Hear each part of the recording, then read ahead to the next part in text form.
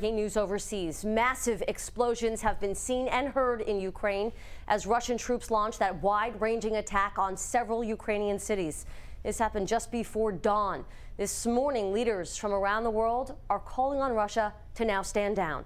We have team coverage, and let's get right to Rich in the Alert Center with the latest on this attack and how the world is now reacting today. Rich.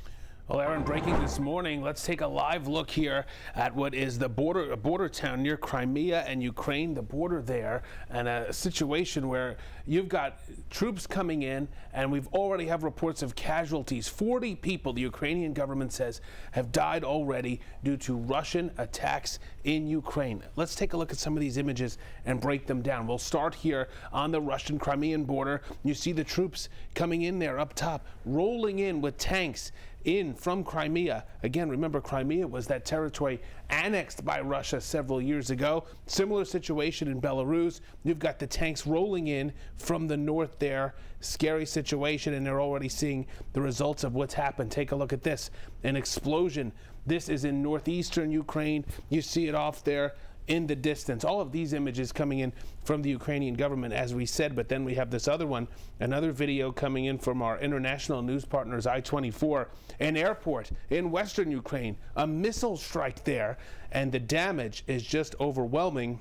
Of course, the human toll, when we're talking about 40 people who have already lost their lives, but then these images coming in from Kyiv this morning. So the talk of peace and calm that had come from the Ukrainian government, maybe it was wishful thinking, because it has certainly been replaced this morning with a whole lot of destruction and air sirens.